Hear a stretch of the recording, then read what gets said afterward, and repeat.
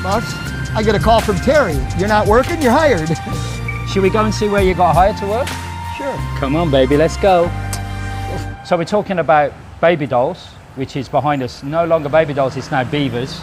Owned by the Electric Blue and the Dollhouse Group. Yeah, and all the girls, by the way, Beavers is closed and Electric Blue's closed, but all the girls are over at Dollhouse, and it's quite a... Have you been in there, Larry, recently? Yeah, I was, 10 days or so ago. Yeah, good lineup. Good lineup. Good lineup in there. Got the girls with the little Jewish stars, you know. Remember that, yeah. Everybody would say to me, why do they do that? I said, because they go down to Saul's Jewish Deli and get 15% off. So what was the difference between running secrets, some people called it a coyote bar, social bar, whatever, and then a really full-on, hands-on go-go bar like Babydolls? It was hands-on there? Apparently. Superman told me. Remember Superman? Superman, he would come in. There was a guy that used to come in, a blonde guy, quite a good-looking guy. Yeah, young guy. And he always used to have a Superman, not a full costume, but a shirt. And he would unbutton his outside shirt and he'd be Superman. Yeah, Superman. And I never really struck up much of a conversation with him. And then he used to come in, sit by the tub area, and then for some reason, all the service girls used to kind of form a semicircle around him, and I don't know what was going on, but he used to do that like twice a week. Like, I've had a couple well-known people come in. If anybody's watched the Jackass series, Wee Man, the dwarf, okay, he would come in when he was in town. And Johnny Vegas from Benidorm. Sure. He'd come in, nice guy. Just out of interest, what was the dwarf like? I hate to reverse back to secrets, but this is a great story. Yeah. A really good friend of mine from San Francisco brought his buddy in who was a dwarf. Okay. And he sits in secrets against the toilet there where that one bench seat is. Yeah. And the girls start dancing and he says to me, Larry, I want her. And I go, well, let me go talk to her because it's kind of an odd situation, you know. I go talk to her and she said, yeah, he's a cute little guy. I'll go with him, no problem. So off he goes. And the next night, everything seems okay. And he comes back and he's sitting there and he says, I want to see the same girl again. I said, well, she's not at work yet, but when she gets here, I'll tell her, don't even bother changing, you know. She comes in the side door and goes right to the dressing room. And I said, well, she's going to dress, but I'll get her to change. She's got all her bags and she's on her way out the door. She's leaving with everything from her locker. And I said, honey, what's wrong? Where are you going? What? I can't do this anymore, Larry. And this wasn't a real young girl. She's about 35, so she's probably seen a lot. And I said, what's wrong? What happened? She goes, you know the little guy? I said, yeah. She said, there's only two things short on him, his arms and his legs.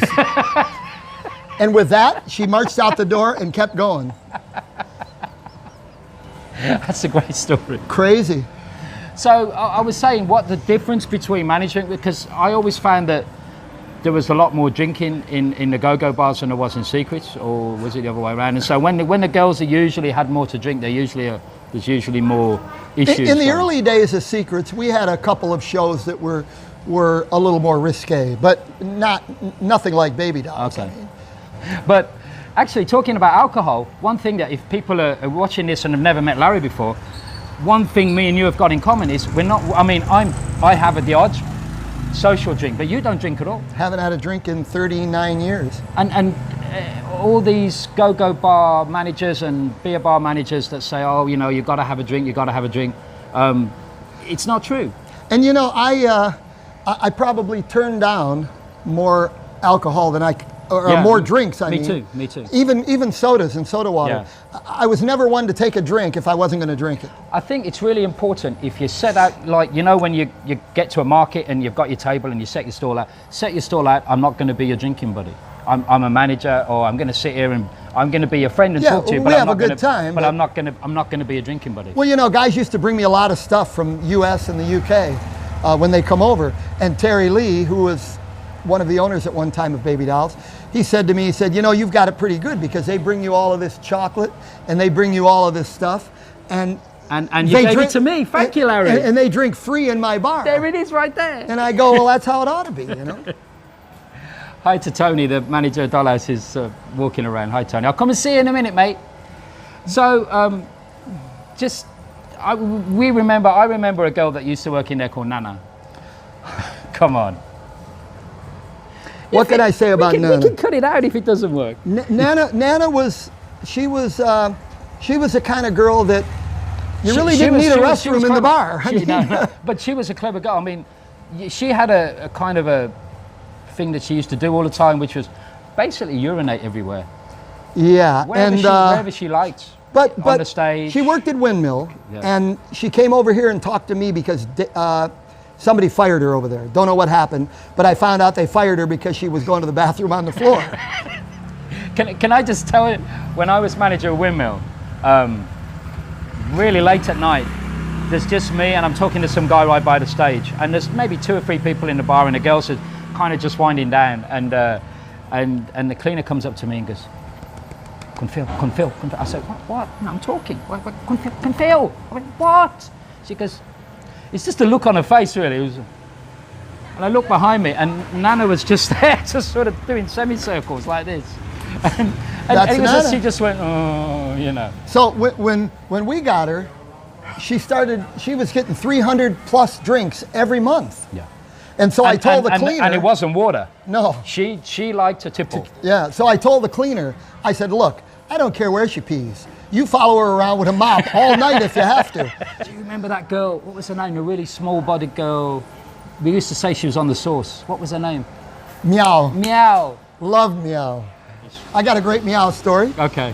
She's in one night and she's absolutely blitzed. She can barely walk, but this guy wants her. So she's sitting next to him and the guy's buying her drinks. So he says, "You want a bar fine?" "Oh, yeah." So she goes and changes.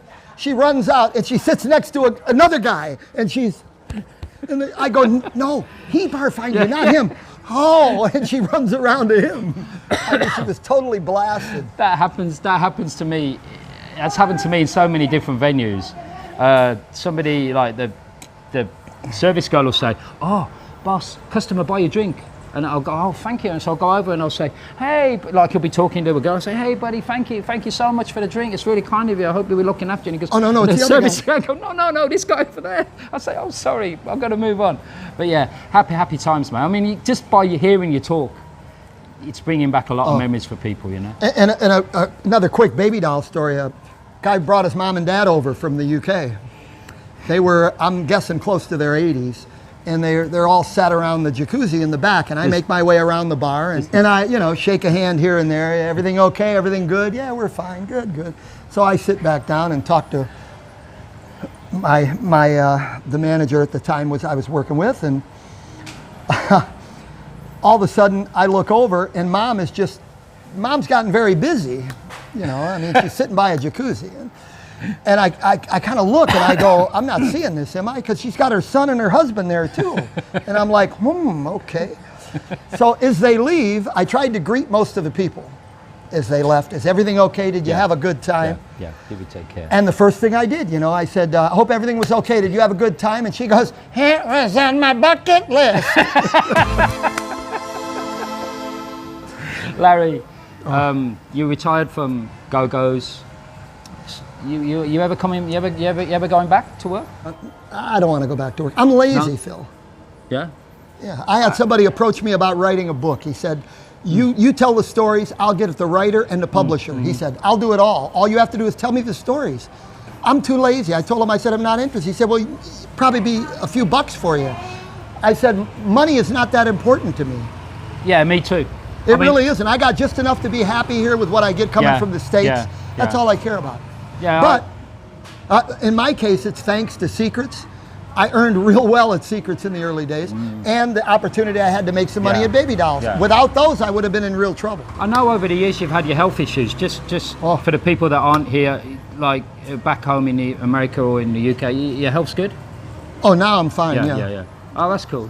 I just because really this channel we just try and keep in touch with people that can't see you. And Yeah, I mean, in 2007, I was paralyzed. 2009, I had my hips replaced.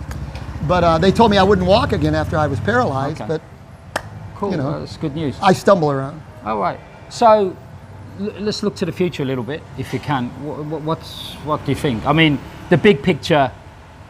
Pattaya's not going to be the same again, is it? The big picture. I don't think it's ever going to be the same again. And people say, "Oh, it'll get back to normal," and it might. But what's normal? People forget that Pattaya, in certain soys, certain industries, they were struggling before COVID.